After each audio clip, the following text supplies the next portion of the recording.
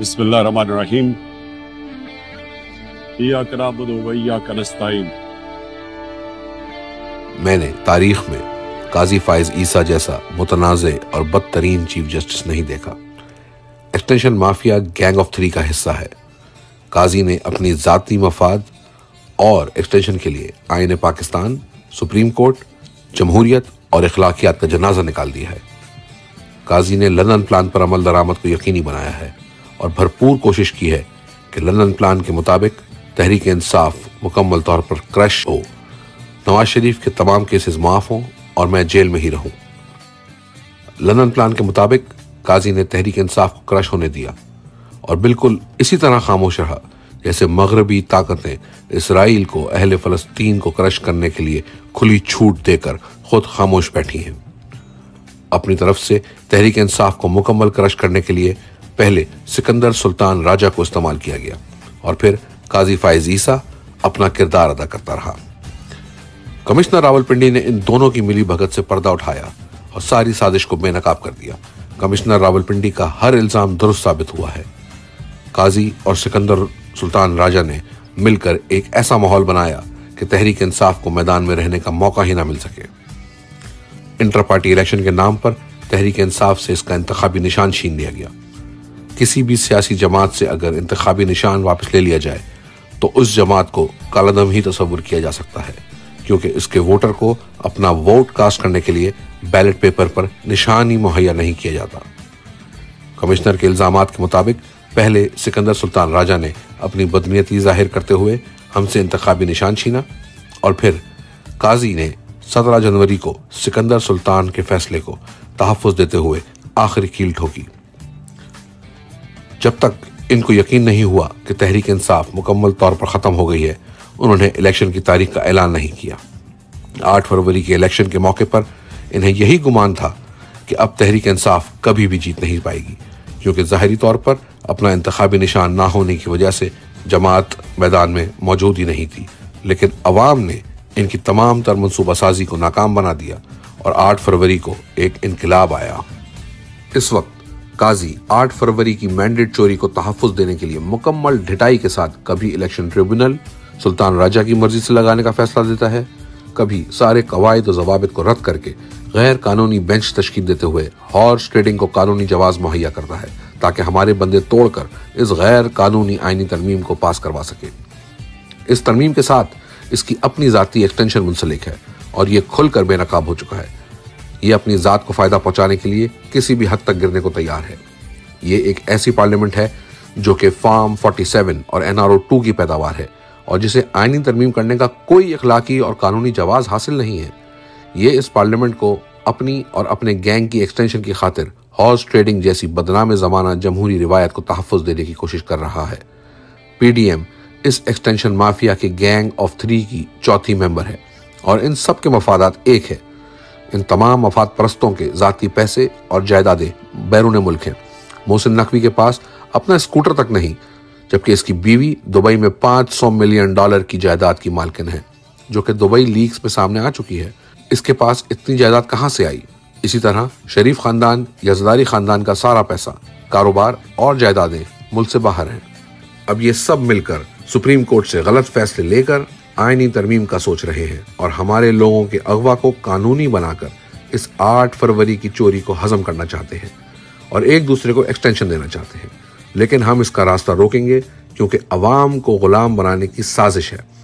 April 2022 میں جب ہماری حکومت سازش کر کے گرائی گئی تو الزام لگایا گیا کہ پاکستان دنیا میں مکمل طور پر تنہا یعنی آئسولیٹ ہو چکا ہے، جو کہ سراسر جھوٹ پر مبنی پروپیگنڈا تھا۔ ہمارے دور میں پاکستان میں 2 اسلامی کانفرنسیں ہوئیں جن میں سعودی ولی عہد محمد بن سلمان نے شرکت کی۔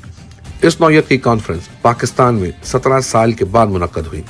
ان کانفرنسز میں چین کے وزیر خارجہ نے خصوصی دعوت پر شرکت کی۔ اگر سعودی ولی عہد عزت مآب جناب محمد بن سلمان کے ہماری حکومت کے ساتھ تعلقات بہترین نہ ہوتے تو ان کانفرنس کا انعقاد ناممکن تھا۔ یہ سارا جھوٹا پروپیگنڈا جنرل باجوہ نے پھیلایا۔ جنرل باجوہ نے ہماری حکومت کے خلاف سازش کا جال بننا شروع کیا تو اس نے بہت سے جھوٹ پھیلائے، لیکن مولانا فضل الرحمان، خواجہ آصف اور محمد زبیر نے باجوہ کے جھوٹوں کا پردہ چاک کیا۔ जनरल बाजवा ने पहले जनरल फैज को अक्टूबर 2021 में हटाया और इसी महीने अमेरिका में हुसैन हक्कानी को हमारे अवाम के टैक्स के पैसों से $35,000 पर हमारी ही हुकूमत के खिलाफ लॉबिंग या प्रोपेगेंडा करने के लिए लगाया। इसीलिए तो जब जनरल फैज को हटाया गया तो मरियम नवाज बहुत शोर मचाया करती थी कि अब इमरान की हुकूमत गई। ये सब लंदन प्लान में तय किया गया था और जनरल फैज का हटाया जाना लंदन प्लान का तयशुदा हिस्सा था। चुनाचे जनरल फैज को नवाज शरीफ की इमा पर ही तब्दील किया गया। एक्सटेंशन माफिया ने अपनी जाती एक्सटेंशन और मफादात की खातिर जमहूरियत और कानून की हुक्मरानी को मुकम्मल तौर पर तबाह कर दिया है। पिछले 1.5 साल में हमें सिर्फ 2 जलसे करने की मशरूत इजाजत दी गई। इनकी राह में भी बेशुमार रुकावटें खड़ी की गई। हमारे लोगों पर झूठे मुकदमा दर्ज किए गए, हत्ता के पार्लियामेंट पर हमला किया गया और इसके तकद्दुस को पामाल करते हुए मुंतखब नुमाइंदों को गिरफ्तार किया गया। मेरे पाकिस्तानियों, इस वक्त मुल्क के तमाम इदारों को गुलाम बना लिया गया है और सिर्फ सुप्रीम कोर्ट आखिरी इदारा बचा है जिस पर एक्सटेंशन माफिया और फॉर्म 47 की जाली हुकूमत पूरी कुव्वत से हमला आवर है। जमात इस्लामी और जमीयत उलमा इस्लाम फे समेत तमाम दीगर सियासी जमातों को जलसा जुलूस करने की मुकम्मल आज़ादी है, लेकिन पाकिस्तान तहरीक इंसाफ के जलसा और जुलूस पर मुकम्मल पाबंदी है क्योंकि हमने उनके सामने झुकने और गुलामी से इनकार कर दिया है। नवाज शरीफ NRO लेकर 10 साल का मुआहिदा करके मुल्क से बाहर गया, जबकि मुझसे तो सिर्फ 3 साल के लिए खामोशी की तवक्को की जा रही है।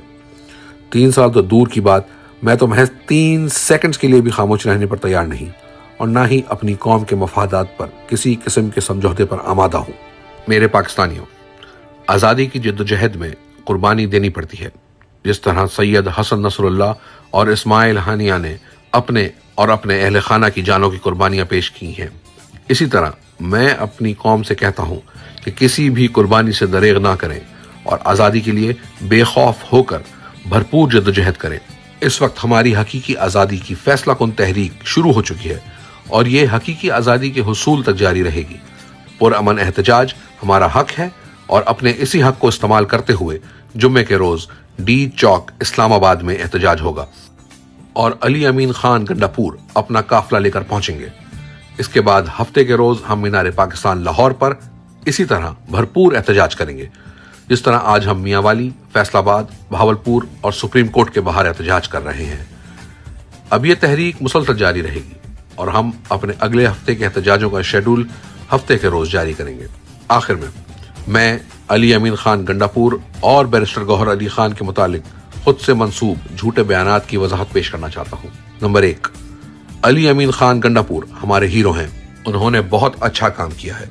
उन्होंने अपनी वजारत आला की कुर्सी का लालच किए बगैर जिस तरह हकीकी आज़ादी की जंग लड़ी वो काबिल तहसीन है। नंबर 2, इसी तरह हमारी पार्टी के चेयरमैन बैरिस्टर गौहर अली खान ने बहुत ज़बरदस्त काम किया है। मैं इन्हें शाबाश देता हूँ। जिस तरह उन्होंने पार्टी को मुश्किल वक्त में चलाया वो लायक तारीफ और एतराफ़ है। पाकिस्तान जिंदाबाद। जा ओ पाकिस्तानी जा, ओ पाकिस्तानी जा, ओ पाकिस्तानी जा।